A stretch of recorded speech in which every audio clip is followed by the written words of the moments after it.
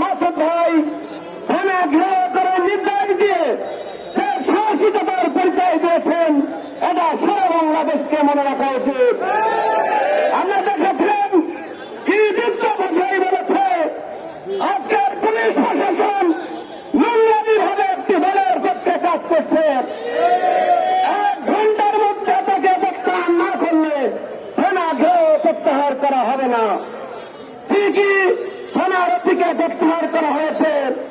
আপনাদেরকে বলতে চাই, যদি 12ই ফেব্রুয়ারি এই জুলাইয়ের বিপ্লবের মাধ্যমে যে ভোটের ব্যবস্থা হয়েছে, এই 12ই ফেব্রুয়ারি 11 দলীয় জোট ইসলামপন্থী জুলাইয়ের শক্তি যদি ব্যর্থ হয়, তাহলে আগামী দিন জুলাই বিপ্লব ব্যর্থ হবে, বাংলাদেশ ব্যর্থ হবে এবং মানুষের ইসলামের জাতি সম্ভাবনা হয় রাষ্ট্র ব্যবস্থাপনা জুলাইয়ের ত্যাগের মাধ্যমে যে নতুন বাংলাদেশের বড় স্বপ্ন সবকিছু ধীরেসাত হবে।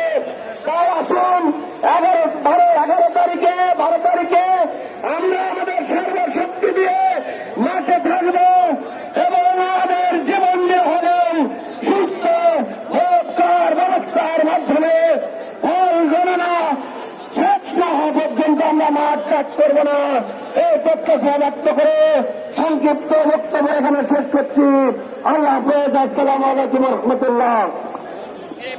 ধন্যবাদ জানাচ্ছি নুরুজ্জামান ভাইকে। প্রিয় যশোরবাসী, এই পর্যায়ে আমাদের মাঝে সংক্ষিপ্ত আকারে বক্তব্য নিয়ে আসছেন বাংলাদেশ জামায়াত ইসলামী যশোর জেলার সংগ্রামী সুরা অলঙ্কার পরিষদ সদস্য, যশোর জেলার সংগ্রামী সহকারী সেক্রেটারি, সাবেক ছাত্রনেতা অধ্যাপক শামসুজ্জামান ভাই।